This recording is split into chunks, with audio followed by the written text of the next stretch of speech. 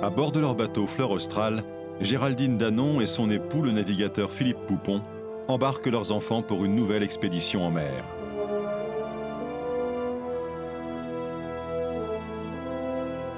Le but de leur mission, un voyage d'observation pour sensibiliser le plus grand nombre à la protection des océans.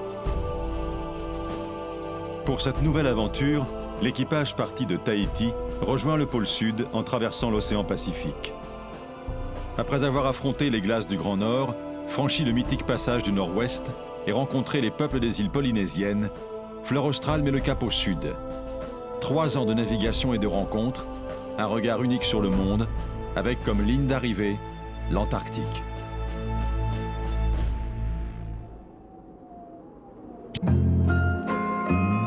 Dernier ravitaillement pour Fleur Australe avant de partir pour les mers du Sud. C'est le plein le plus important depuis le passage du Nord-Ouest. Il nous faut assurer 3 mois d'autonomie au cœur des glaces de l'Antarctique.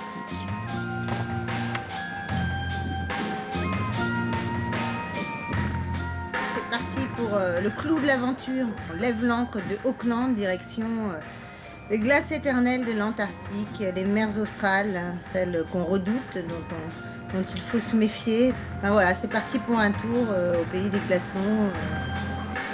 Laura, Marion, Lou et notre nouvel équipier Antoine prennent leur quartier à bord. Antoine est là pour assister le capitaine dans la partie scientifique de l'expédition. Nous l'avons rencontré en Nouvelle-Calédonie. À nous les mers du Grand Sud, pourvu qu'elles soient clémentes.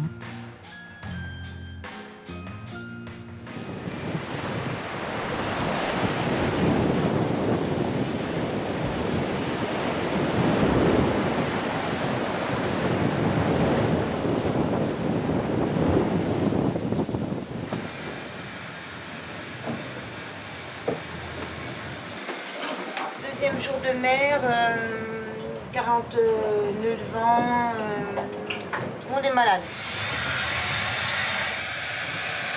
Qu'est-ce que tu fais?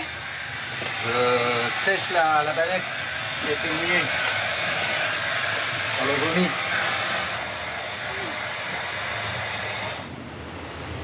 On s'attendait à voir de la mer un peu plus tard, pas tout de suite. Après on s'habitue, on s'amarine, c'est plus facile, mais là, le premier jour c'est pas facile, tout le monde est malade et moi c'est le truc qui m'embête le plus, c'est de voir les enfants malades et plus ils sont petits, plus ça m'embête, donc Marion c'est celle qui me tracasse le plus quand elle est malade. Déjà 5 jours d'une navigation éprouvante sur une mer démontée. Le nouvel an cette année se fera à la diète. C'est le premier jour de l'année 2012 aujourd'hui, on rentre dans les 40e rugissants. D'ailleurs c'est drôle parce qu'on entend le bruit des vagues, hein, la mer est toujours assez formée et on entend tellement le bruit des vagues qui rugit et du vent qui souffle.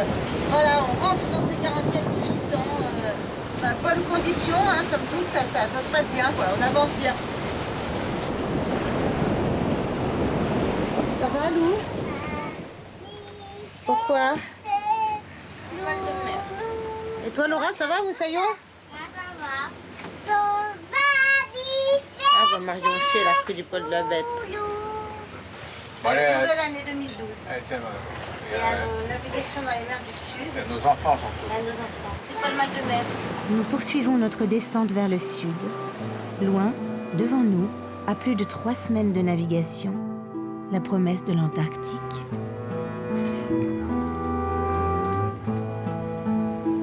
Septième jour de traversée, nous sommes dans les 40e rugissants, l'équipage dort encore.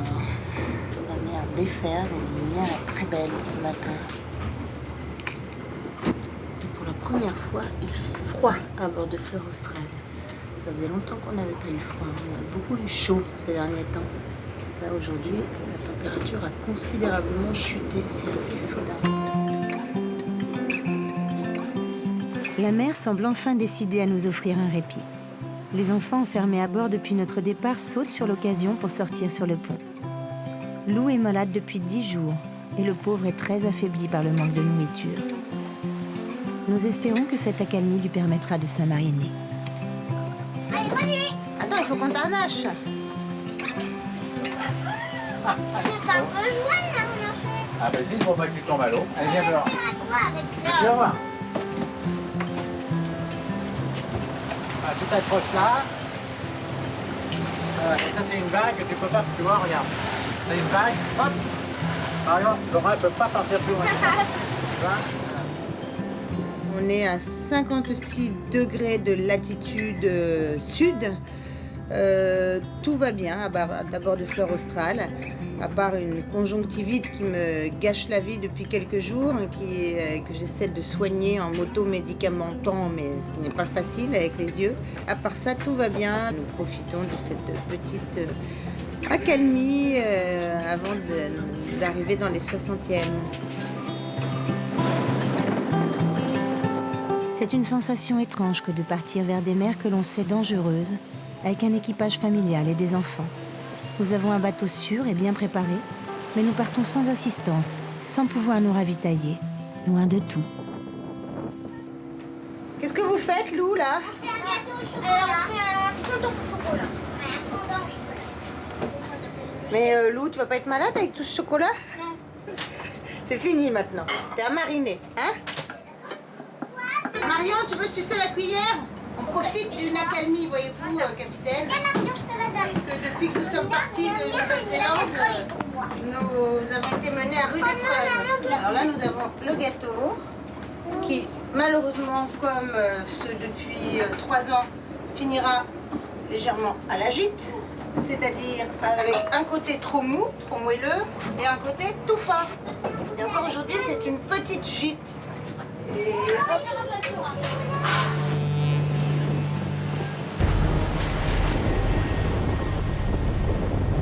L'accalmie aura été de courte durée. La mer reprend vite ses formes et une chape de brume enveloppe le bateau.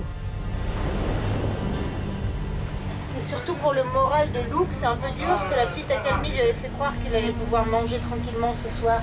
Lui qui n'a rien avalé depuis le départ et qui rend tout à la mer. Mais là, ça va pas être le cas.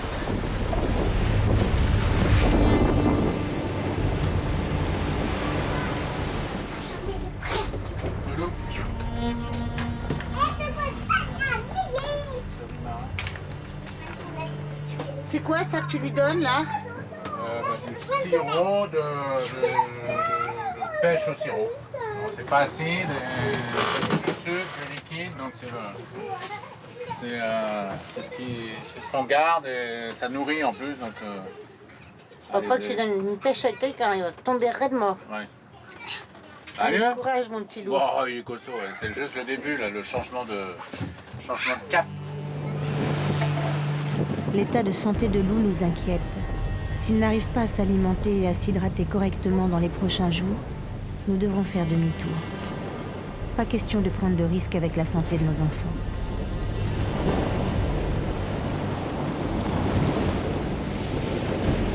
On est arrivé dans une zone qu'on va appeler minée, c'est-à-dire beaucoup de morceaux d'iceberg, bergibit, ça va de tous les tailles. Hein. Le plus petit que j'ai vu passer le long du bateau était la taille d'une petite machine à laver. Et donc, vu la mer que l'on a, c'est assez embêtant parce qu'on les confond avec les vagues. Au milieu de cet océan déchaîné, heurter un iceberg serait catastrophique. La navigation demande une attention extrême. À bord, tout est amarré en cas de chavirage. La présence des icebergs nous impose des veilles actives, debout, à la barre, où la moindre seconde d'inattention peut être fatale. Les quarts de nuit sont les plus dangereux et les plus fatigants. C'est le quart de nuit. Et là, on veille aux icebergs. Dehors, il y a 30 nœuds de vent. Et il y a encore quelques heures de nuit, à peu près 3 heures de nuit. Donc, on veille aux icebergs. Les vagues déferlent sous le bateau. Il faut être méfiant.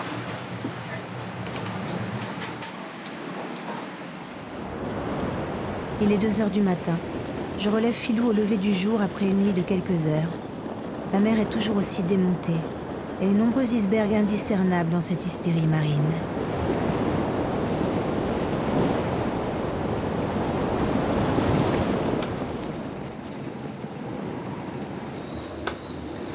Eh bien, tout le monde dort encore à bord de Fleur Australe. Je suis toujours pendant mon quart et la mer n'a pas l'air de vouloir se calmer, je dirais même qu'elle se déchaîne. Et là, il y a un iceberg. Cette nuit, on a eu une grosse mer avec des rafales à 50 nœuds. On a vraiment amarré les enfants dans les bannettes parce que c'était chaud. Le spectacle est grandiose, hein, avec cette mer en furie blanche de colère et puis ces icebergs qui viennent, masse majestueuse et lumineuse, hanter cette mer de ténèbres.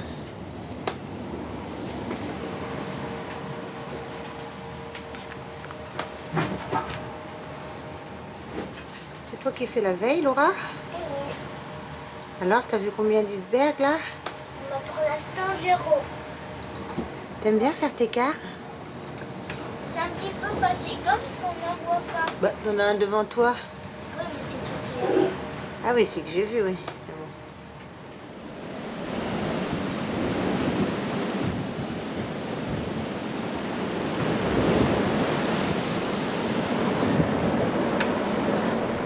Tant que les éléments se calment, parce qu'ils commencent à nous gonfler un peu là. Au début c'est joli, on est content, on est fier, il y a du vent, le bateau va bien.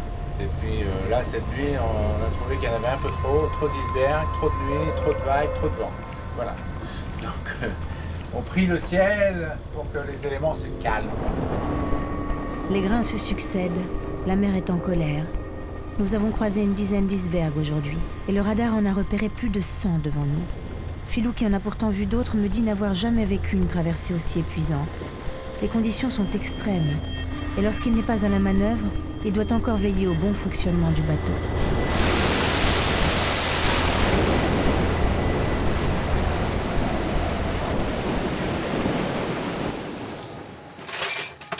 Qu'est-ce que tu fais là par 30 nœuds de vent et ton bleu de travail? Je nettoie la chaudière. Chauffage qui marche pas. Oui, de tête encrassée. Je l'avais pas fait avant le départ. Et j'avais testé le chauffage en Nouvelle-Zélande et avant même. Donc je pensais que ça suffirait, mais il faut quand même faire de l'entretien. Malgré tous les efforts de Philou, la chaudière ne redémarra pas. Il fait 9 degrés dans le bateau. Donc du coup, il y a Philou qui essaie de faire marcher le poêle, mais ça n'a pas l'air de marcher. Il y a de la fumée partout, en plus d'avoir 9 degrés, maintenant on est en fumée de partout. Alors ça marche le poêle? Ouais, ça marche. Il y a un peu de fumée au début, c'est normal. Faut que ça chauffe. Alors, mes impressions à moi, c'est qu'ils sont surexcités, comme je les ai jamais vus, au bout de 20 jours de traversée, et que je suis limite au bout du rouleau de supporter ça. C'est un peu... faut supporter quoi.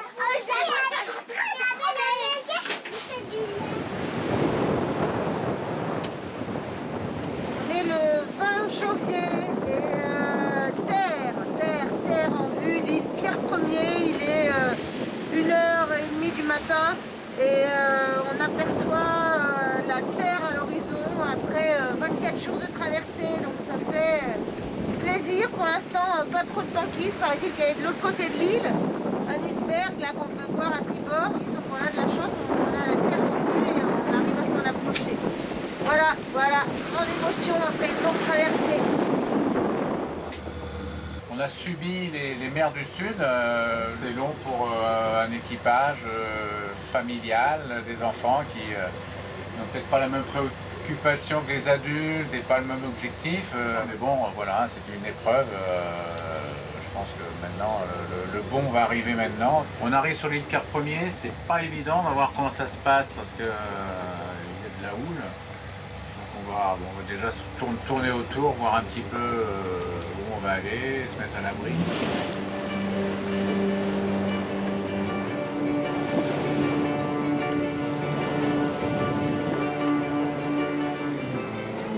Ah, c'est joli là, regarde ça un peu, les crevasses là, superbe.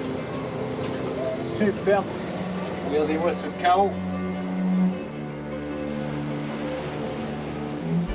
À l'approche de l'île, nous slalomons entre les icebergs, accueillis par nos premiers manchots. La côte se dévoile enfin, nous offrant ses falaises abruptes, ses glaciers léchant la mer. nous ressentons ce que tout explorateur découvrant une nouvelle terre doit éprouver. Nous sommes à la fois fiers d'être arrivés jusqu'ici et émerveillés par ce paysage vierge, cette terre inconnue.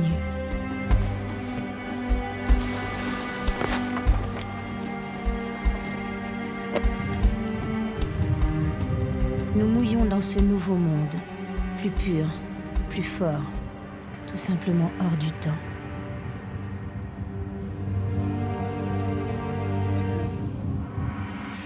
Nous allons tenter de descendre sur cette terre qui, paraît-il, a été foulée par moins d'hommes que le sol de la Lune. Filou est tendu. Mouiller si près de la côte, c'est prendre le risque de voir la banquise nous pousser vers les falaises de glace ou sur les récifs et de nous échouer. On part que là et on y va là. Je vais pas rester 2 heures là. C'est sa brassière qui la Viens là, gêne. Lou, s'il te plaît. Pierre Ier est une île volcanique, la plus inaccessible d'Antarctique. Une calotte glaciaire s'est formée partout où la glace a pu se fixer. Cependant, quelques colonies de manchots intrépides sont parvenues à s'y installer. Cette île fantôme est une terre de nidification pour les manchots et pour certains oiseaux de mer. Cela faisait 26 jours que nous n'avions pas touché terre. On ne pouvait rêver plus belle escale. Mais nous devons quitter l'île rapidement. Au large, la banquise se rapproche à une vitesse incroyable.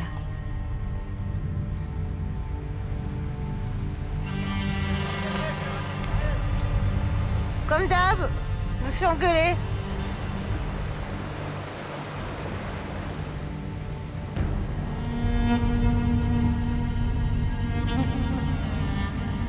C'est incroyable ce que c'est venu vite, hein? Ouais, c'est vrai. Là, tout à l'heure, on est passé, là, c'était tout libre. Et là, en 2 secondes, ça s'est recouvert de glace.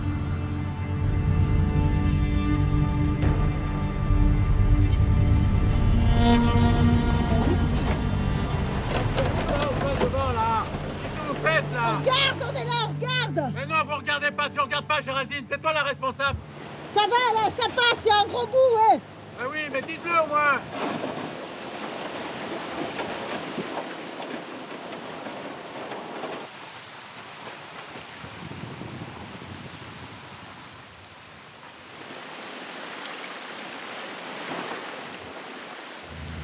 Voilà, on est sorti, mais vous avez vu que c'était juste. Donc il ne faut pas rentrer dedans parce que tu rentres, tu ressors pas. Hein. Et la banquise, là on l'a vu arriver vraiment. Et la banquise, et encore c'est de la petite banquise, c'est pas des trucs qui font 1 mètre de haut parce que là tu t'oublies là. Donc la vraie banquise on oublie. Donc voilà, on est parti. Nous mettons le cap sur l'île Charcot que nous tenterons d'atteindre en longeant la banquise. Nous fouillons la mer à la recherche d'une voie dans la glace qui nous permettrait de nous rapprocher de notre but. L'île Charcot n'est qu'à 330 000, mais la navigation est difficile dans ces mers du Sud. La banquise est partout, protégeant les îles comme des petits trésors. Bon, si ça reste comme ça, ça va, j'arrive à passer, mais si ça se densifie, il faut qu'on trouve une zone plus claire. Donc tu vas voir là-haut et tu me dis ce qui se passe.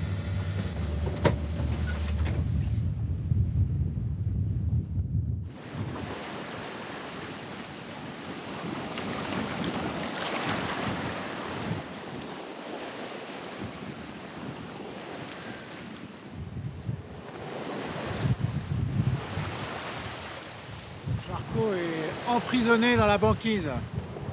On le savait, on est venu voir, mais là, c'est là-bas à 40 000, un peu trop loin pour nous. Impossible d'aller plus loin. Nous laissons l'île Charcot dans notre sillage après avoir fait notre maximum pour l'atteindre. La banquise est impénétrable. Nous avons échoué à seulement 40 000, comme le docteur Charcot lorsqu'il l'a découverte. Nous poursuivons notre route au milieu des icebergs vers la baie Marguerite, à la pointe sud de l'île Adélaïde.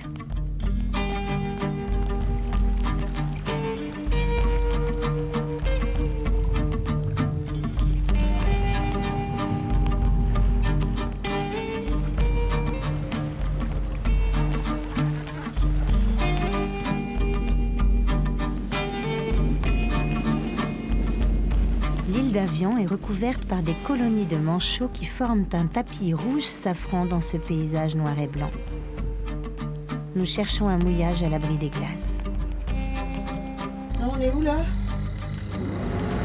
Lagoon Island, mais c'est très serré, là je peux pas trop me déconcentrer, excuse-moi. Les hauts fonds de ce mouillage nous protègent des icebergs qui pourraient heurter le bateau. Mais la sécurité a un prix. Il faut zigzaguer entre les rochers à fleur d'eau.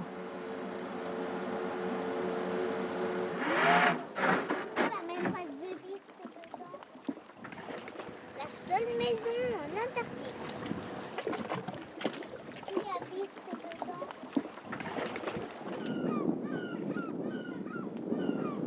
Voilà, ça y est, on est arrivé au mouillage à Lagoon Island. Après un mois, hein, ça faisait un mois qu'on était en mer. Donc tout le monde avait vraiment envie de se poser et de poser un pied à terre. C'est chose faite. Là, le mouillage est paradisiaque. On ne pouvait pas rêver mieux. C'est calme. On a enfin passé une vraie bonne nuit au calme, si ce n'est nos amis les éléphants de mer qui sont particulièrement bruyants. Mais vraiment, il n'y a pas de mots pour définir ce qu'on peut ressentir dans des endroits comme ici. C'est d'une force absolue. C'est un retour à la nature, sauvage, brute, violente. C'est très beau.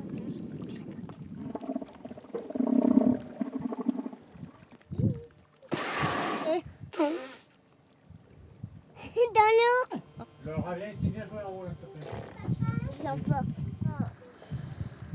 Regarde-le, C'est un garçon ou une fille? c'est un garçon. Ouais, c'est bien ce que je disais. Attention, Philou, il est sous le zodiaque. Le zodiaque, Philou. Ouvre le zodiaque. C'est bleu gold là. Méchant, c'est qui? Méchant. Ça, t'as petit là. C'est ton la tête. À peine arrivé et c'est reparti pour la bricole. Les réservoirs sont pleins, mais l'eau n'arrive pas jusqu'à la pompe. Donc, Depuis notre arrivée sur l'île Pierre Ier, l'eau a gelé dans le réservoir d'eau douce et la pompe ne s'amorce plus pour alimenter les robinets. Nous rêvons tous d'une bonne douche. Philou passe la matinée dans la salle machine à réparer, en vain. En attendant, toujours pas d'eau à bord.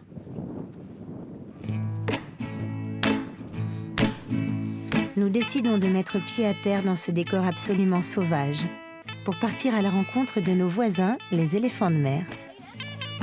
Et dis-moi, et ils peuvent être violents, hein, c'est ça? Ah oui, bien sûr, C'est-à-dire qu'ils te chargent? je peux te charger. Alors là, ils sont peut-être fatigués en cette saison, parce que comme ils se sont bagarrés toute l'année, toute l'année, depuis plusieurs mois, là, ils sont un peu. Mais celui-là, il est pas mal. Hein. Waouh.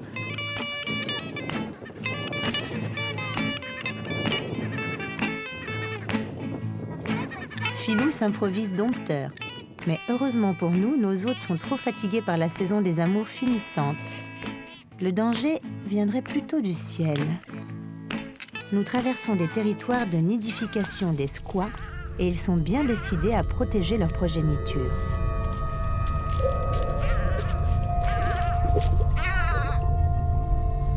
C'est pas vrai. Ils sont fous ces trucs. Lou, protège-moi, j'ai pas de bâton moi. Pour mettre au-dessus de ma tête. Et il vient de me raser la tête.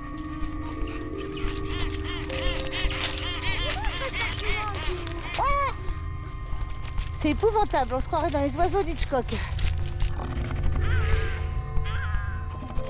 Nous passerons quelques jours à Lagoon Island. Déjà un mois que nous sommes partis et tout le monde ressent ce besoin de se poser un peu. Juste le temps de recharger les batteries avant de partir pour un nouveau défi. Aller le plus sud possible dans la baie.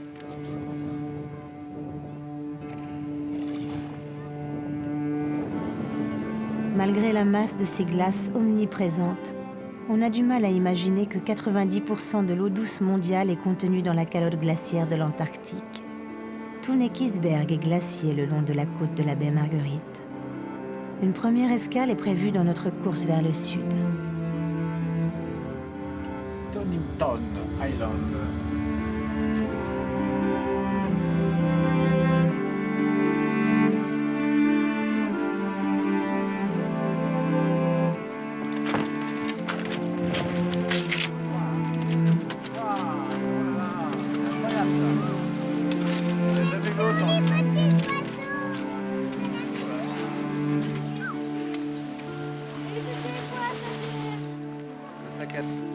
sommes sur l'île de Stonington, tout près de la base de Stonington, qui a été créée en 1953. Et ce qui est amusant, c'est que c'est sur cette île de Stonington que les 2 premières femmes ont passé 1 an, ici, sur cette île, en 1947.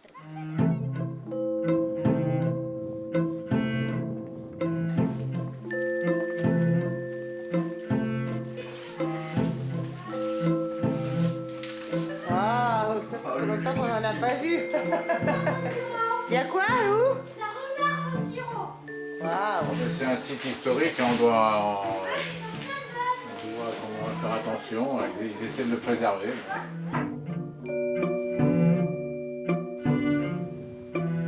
Nous quittons le confort spartiate de la base pour rejoindre Fleur Australe qui mouille dans la baie, à l'abri du vent. Depuis 2 jours, le poêle remarche. Nous n'avons plus froid et surtout, nous allons pouvoir faire des réserves d'eau.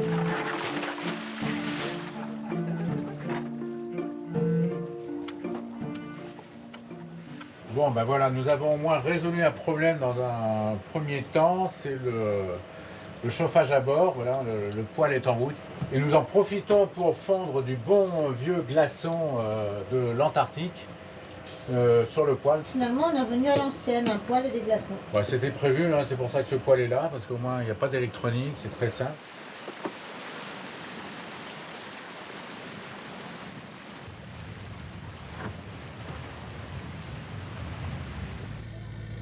Alors donc là, c'est quoi notre prochaine destination? Et il faut savoir que Fleur Australe est née d'un rêve de voir s'il y avait des fleurs en Antarctique. Parce qu'on sait très bien que l'Antarctique, il n'y a pas de plantes, il n'y a pas d'arbres en tout cas, il n'y a que des lichens, des mousses.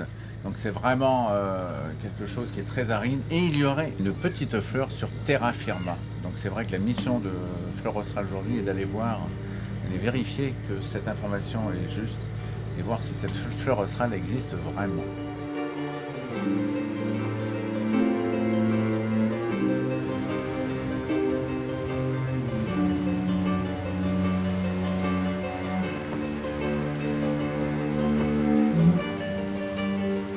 Alors, quelle est la situation? C'est toujours libre devant. Droit devant là? Droit devant, oui. Pas de glace? Pas de glace, ça fait encore un peu une autoroute. Ça peut être dangereux si ça se referme, mais c'est ça l'aventure.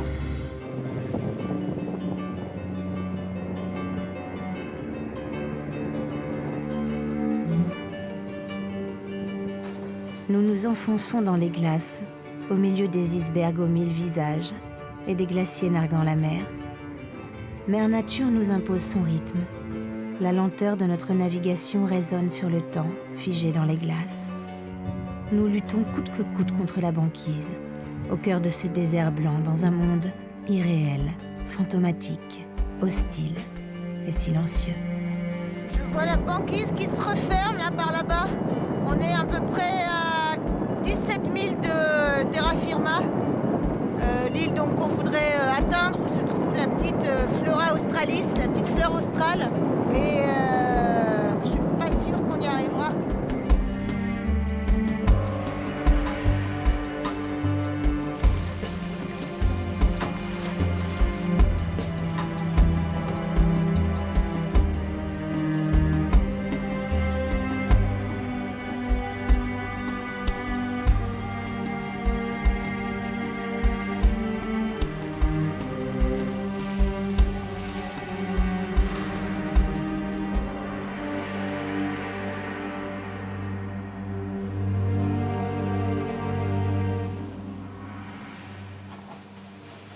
Nous sommes entourés par la glace. Bon, ben on est pris dans la banquise, comme Shackleton. On espère qu'on va s'en sortir. À Shackleton, son bateau a été broyé, c'est peut-être pas le bon. Alors? Tout bouché en face. Et sur la gauche, il y a comme un canal qui s'enfonce un peu plus profond mais qui est bouché lui aussi en fin de compte. Bon bah encore un pack qui nous arrête ce matin là, on passe de pack serré en pack serré, on est obligé de contourner et voilà, mais la bonne nouvelle du jour c'est que j'ai pu prendre une douche chaude. Le poêle marche, il fait chaud à bord de Fleur Australe et on a réussi à prendre une douche chaude, ce qui est C'est pas mal quand même, ça fait du bien. Voilà, donc tout marche. Mais la douche, c'est pas une très bonne nouvelle, moi, je trouve. T'aimes bien sentir le phoque Oui. et la fond de mer? J'aime pas la douche. Nous n'atteindrons pas terra firma. Si nous ne voulons pas rester prisonniers des glaces, mieux vaut rebrousser chemin au plus vite. Allez, cette fois-ci, ça va être bon.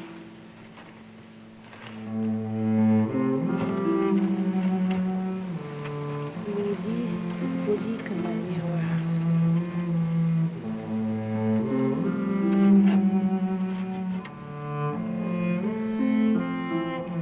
Ça fait du bien.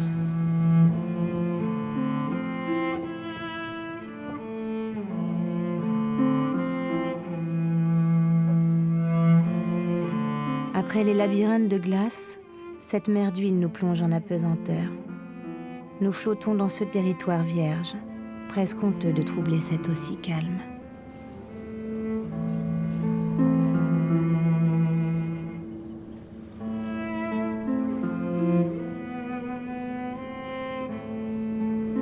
Alors déçu de ne pas aller à... On était à 13 000 de terra firma, mais il y a toujours des terres plus loin. Hein. On aurait atteint terra firma, on aurait voulu aller plus loin. Donc non, il faut être raisonnable et jamais déçu, non, parce que je crois que on est dans un décor incroyable, dans un endroit tellement fort que c'est avant tout la nature qui dispose, qui décide. Donc nous, voilà, non, moi je suis très content d'être allé jusque-là. On est dans le décor du bout du monde, là, c'est incroyable. Nous avons passé les 69 degrés de latitude sud. Dorénavant, nous mettons définitivement le cap sur le nord, avec une première escale à la base scientifique argentine de San Martín, à quelques milles d'ici.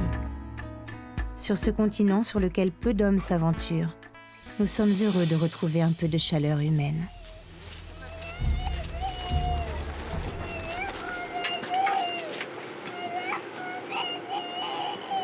Nous sommes à San Martín, la base argentine dans la baie Marguerite. Elle est vraiment isolée, hein, et les gens sont une vingtaine, ils restent pendant un an. Il y a un seul ravitaillement par an et donc c'est assez exceptionnel. ¿Desde cuándo estás aquí? Desde febrero de 2011. Hace un año. Un año. Ahora, después de un año aquí, ¿cuál le falta lo más? La familia. Encuentro con la familia. La familia, los amigos, pero del confort tienes todo. Sí, el confort de todo, no hay problema. Solamente la familia, los amigos.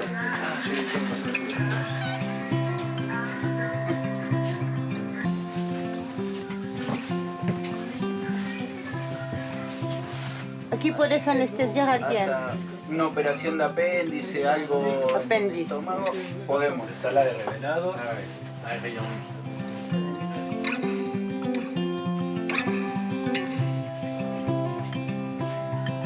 La base fue creada el 21 de marzo del año 1951 por el general Pujato. Fue la primera base que creó la Argentina al sur del Círculo Polar. C'est le bateau qui vient les chercher mercredi. Esto es San Martín, sí.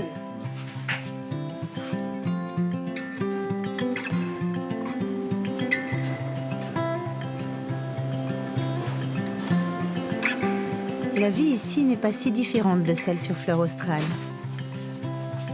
Tout est prévu pour vivre en autonomie pendant un an, que ce soit pour l'eau ou pour la nourriture. Comme on est à la fin de leur hivernage, à la fin de l'année, on voit les rayons, une partie des rayons sont vides, hein, ils ont consommé pendant un an, il reste quand même un peu de tomates, des petits pois, la farine. Nosotros traemos provisiones para un año y 3 meses de reserva en caso de que se postergue el relevo, ¿sí? ¿Qué quieres más comer cuando vas a llegar? Verduras. Verduras, sí. Fruta. Es exactamente lo mismo que nosotros con los barcos.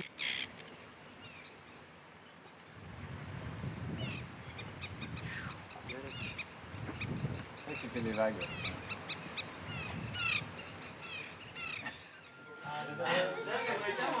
Voilà une petite escale imprévue qui, après presque 2 mois de solitude, nous réchauffe le cœur et le corps d'amitié et d'un accueil dont on se souviendra longtemps de cette base argentine.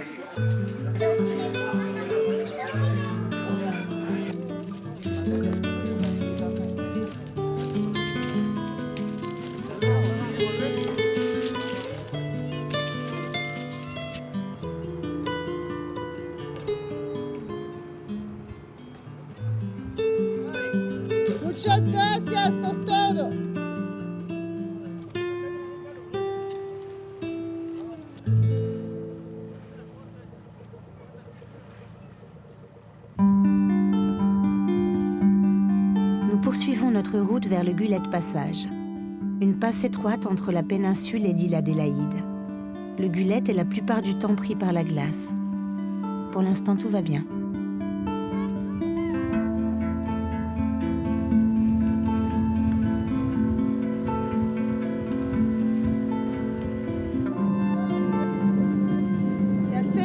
Étonnant comme endroit, c'est vraiment un paysage lunaire, peut-être encore plus fantomatique que ce qu'on a eu jusqu'à présent. Parce qu'on est entouré par des falaises de glace comme ça, verticales, abruptes. C'est assez étrange.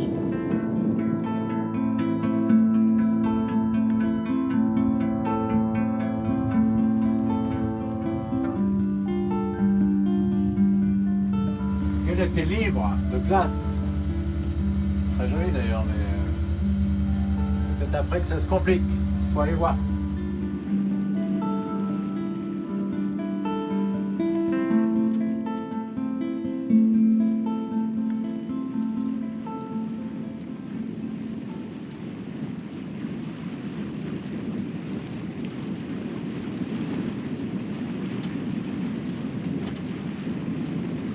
Je ne vois toujours ni en libre ni passage. Et la bande qui est donc devant nous, là, va tout droit comme ça? Affirmatif, je le vois aller tout droit devant nous jusqu'en montagne. On m'avait dit qu'il y avait une plaque à la sortie, mais je la voyais pas si tôt là. Et puis c'est surtout que c'est pas du pack cassé, hein. C'est une patinoire, quoi. C'est tout lisse, tout blanc, c'est très beau d'ailleurs. Mais évidemment, c'est infranchissable.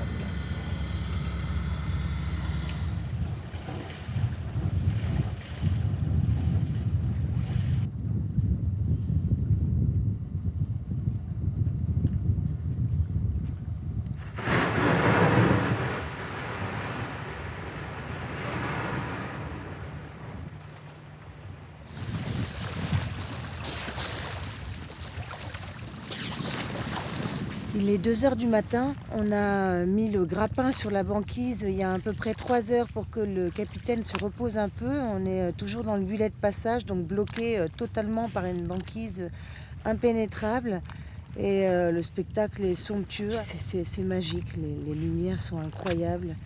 Le jour se lève petit à petit. Et voilà.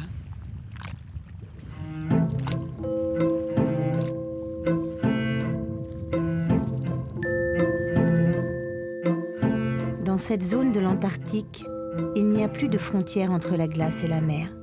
Elles sont unies. Je ne peux résister à l'envie d'une balade sur la banquise, à la jonction de ces deux univers. C'est là où la mer s'arrête, hein. C'est ça qui est assez magnifique ici, c'est que voilà, la glace a gagné, la mer s'arrête et c'est un paysage absolument de glace comme ce doit être l'hiver. C'est très très très beau.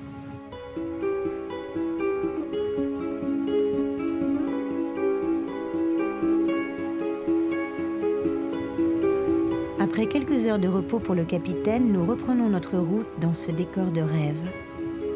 La visibilité est exceptionnelle. Les sommets des montagnes se reflètent dans l'eau jusque dans le moindre détail.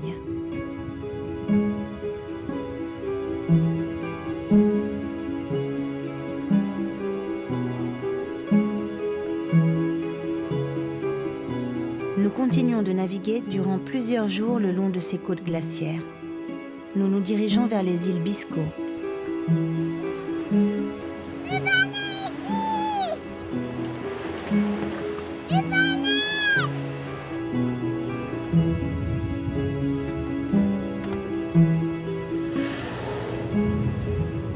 Il y a de la houle, hein, il n'y a pas beaucoup de vent, mais il y a de la houle et beaucoup de branches à terre, donc on contourne un petit peu par l'extérieur parce que ça, c'est pas agréable de naviguer là-dedans, ça cogne, ça peut endommager l'hélice.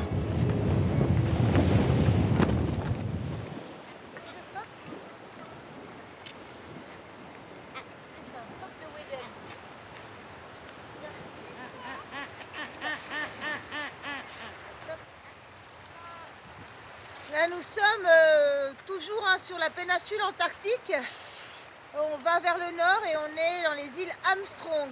C'est très très beau, c'est encore un paysage différent. Alors Laura vient de découvrir d'abord une petite otarie qui est baguée. Elle a été baguée sur ses 2 nageoires, donc ça c'est important, on va donner l'information.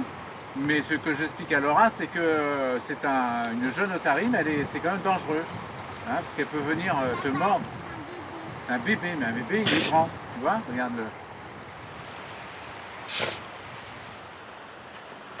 Oui.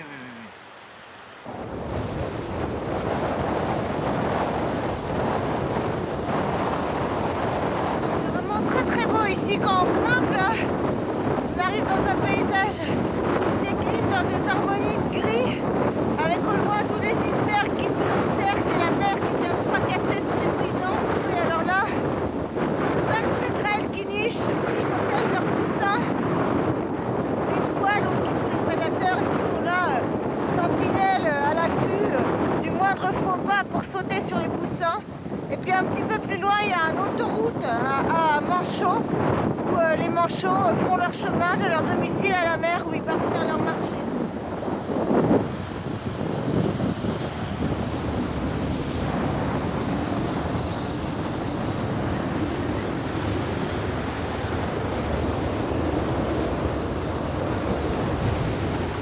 Il y a déjà plein de neige ici. Ah oui, d'accord, mais c'est bon. C'est pas de la neige, c'est de la glace qui tombe. Ça fouette, ça fait mal de chien.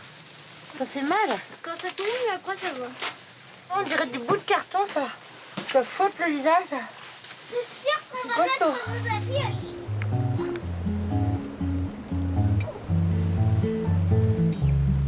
T'as vu, il y a de la neige sur la mer. Il y a de la neige partout. Bah, c'est cool. Ah ouais, c'est super. J'ai jamais vu ça, la neige sur la mer. C'est pas de la glace du tout. C'est vraiment de la neige qui reste sur la mer. Ah oui, c'est pas de la glace du tout.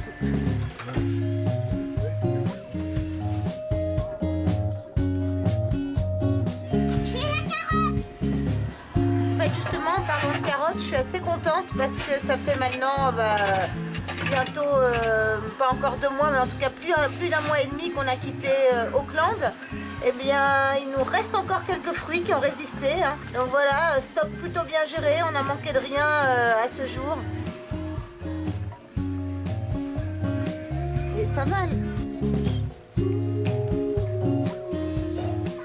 Viens voir, il est très beau, je dois dire.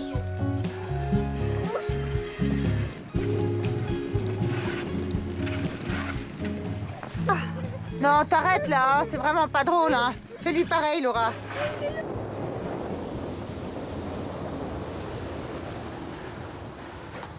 Donc ça y est, c'est le départ, on a dû quitter un peu en urgence, explique-moi. Oui, le vent a tourné et on a été obligé donc de larguer les amarres à terre, de lever l'ancre parce qu'en plus là-bas ça tient pas, donc on pouvait pas remouiller. Et là on essaie de sortir de l'archipel, mais c'est truffé de cailloux, des icebergs, donc la navigation n'est pas facile. Donc,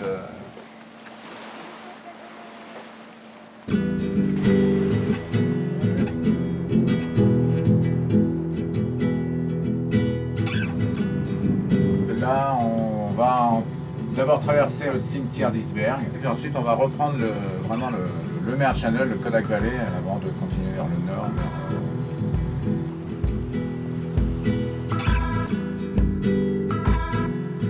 Fleur Austral navigue au milieu d'un véritable labyrinthe d'icebergs.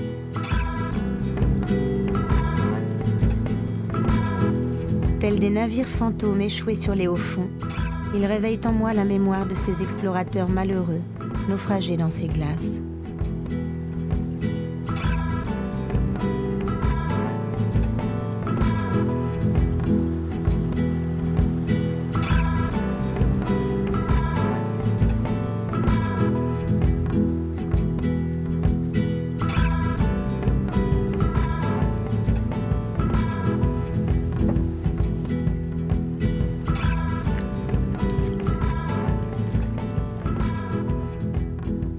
Et voilà le fameux Le Mertz Channel qui s'ouvre à nous. C'est ce qu'on appelle la Kodak Valley. On l'appelle la Kodak Valley parce que c'est certainement celle qui est le plus photographiée en Antarctique. Elle est vraiment emblématique de l'Antarctique et on comprend pourquoi. C'est vraiment un passage étroit entre ces deux vallées, ces deux sommets C'est assez impressionnant, encore une fois, comme paysage.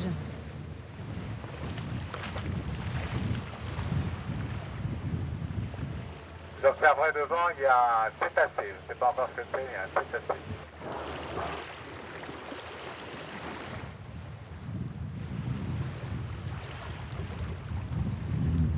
Elle arrive juste là. Elle est où? Oh oui, elle est grosse. Vas-y, Marion.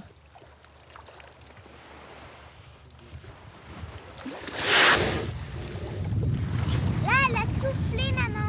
Viens vite, Marion, Maman, viens t'as voir vu, ça. elle a soufflé. Elle souffle depuis tout à l'heure, Laura. C'est impressionnant de voir des baleines en Antarctique, hein. Ça, Elle est grosse, sûr, hein? oui. Pas très grosse, mais tellement près du bateau que...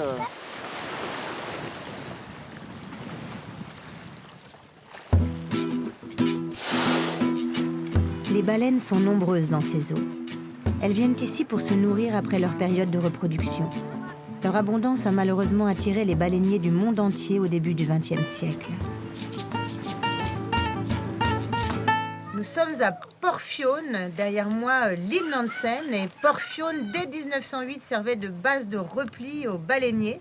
Et là, on peut apercevoir l'épave d'un de ces bateaux-usines, hein, qui a brûlé puis coulé avec toute sa cargaison d'huile en 1915. Ces bateaux-usines servaient à dépecer les baleines et à faire fondre la graisse.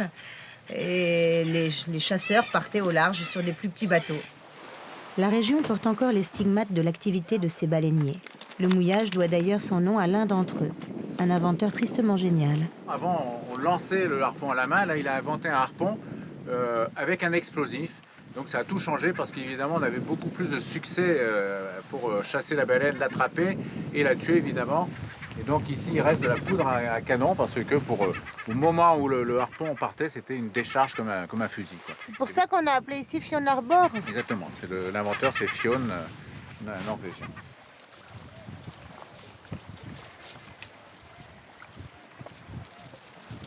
Encore un nouveau mouillage sympa sur la route du Nord et surtout pour les enfants, ils ont trouvé une nouvelle activité. Allez, vas-y, Lou!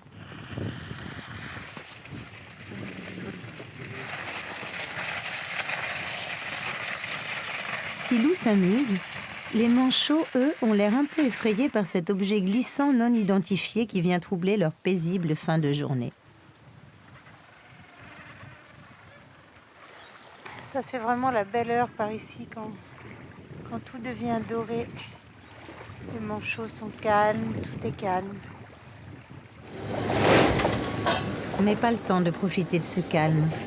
L'hiver approche et déjà nous sentons le froid s'installer. On est par 63 degrés 15 de latitude sud, on remonte vers le nord, vers Déception.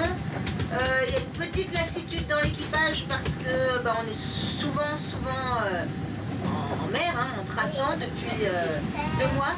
Donc les enfants sont un peu fatigués et ont envie de se poser un peu. Donc du coup, nous, on subit un petit peu leur fatigue. J'ai envie de rentrer à Paris, d'être tranquille dans ma maison et mes copines. Machine à laver.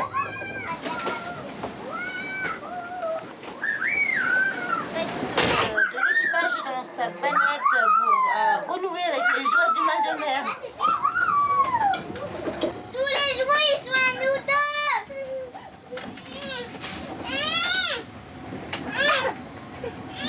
Arrête Marion, je te vois là. Arrête de lui donner des coups de barbie sur la tête là. Eh oui, les enfants sont à bout de nerfs. 3 mois de traversée dans les mers du Sud, ce n'est pas facile. Nous poursuivons notre remontée vers le nord dans de vraies conditions antarctiquiennes.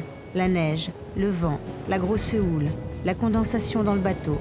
Fleur Austral traverse de nouveau des moments difficiles. Et on arrive à Déception, dans les bouches de Neptune, parce que c'est vraiment une petite entrée très escarpée. D'ailleurs, l'île de Déception vient du fait que je ne sais plus qui, le premier navigateur, a fait le tour de l'île et n'a pas trouvé l'entrée. Donc, d'où sa déception de ne pas trouver un mouillage.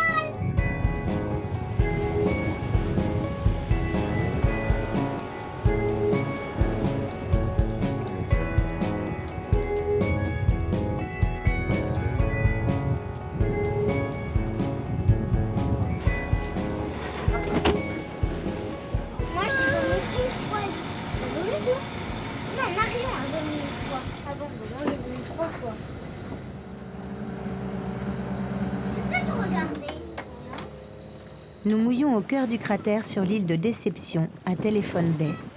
Une petite halte à terre, cette fois-ci purement récréative, car les enfants ont besoin de se défouler.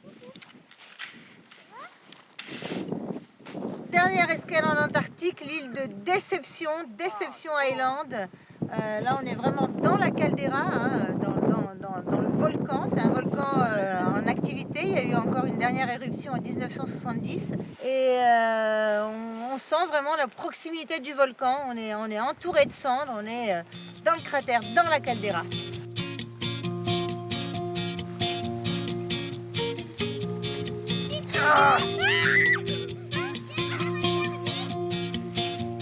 Notre voyage touche à sa fin. Mais avant de partir, je dois encore tenir une promesse que je me suis faite au départ de notre aventure.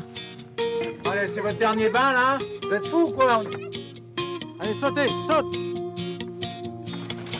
Mais non, j'avais dit de pas mettre la tête dans les crânes. Et Géraldine? Oh, elle est froide. Wow. Voilà. Je veux dire que je me suis baignée en Antarctique. Wow. Philou a senti le vent tourner et nous levons l'ancre rapidement. Une nouvelle dépression est annoncée. On a sûrement loupé plein de choses, on voudrait en faire beaucoup plus. Mais bon, on a fait ce que peu de bateaux en tout cas arrivent à faire. C'est de la classe, c'est de la grande classe, c'est du beau voyage et donc on a eu des très belles choses. Ce qu'on voulait avec Fleur Australe, c'est encore dire aux gens, voilà, l'Antarctique c'est beau, c'est magnifique et c'est le symbole de cette planète qu'il faut garder parce qu'on est entouré par des merveilles extraordinaires. Nous quittons Déception et le continent antarctique pour filer vers d'autres horizons. Devant nous, le Cap Horn à 500 milles. De l'Arctique à l'Antarctique, nous avons parcouru 42 000 milles en 3 ans. Il y a eu des moments difficiles, mais ce continent unique se mérite. C'est le prix à payer pour vivre l'exceptionnel. Et dans les yeux de mes chères petites têtes blondes, je sais déjà qu'il ne reste que le meilleur de cette belle aventure. C'est là toute la magie de la mer.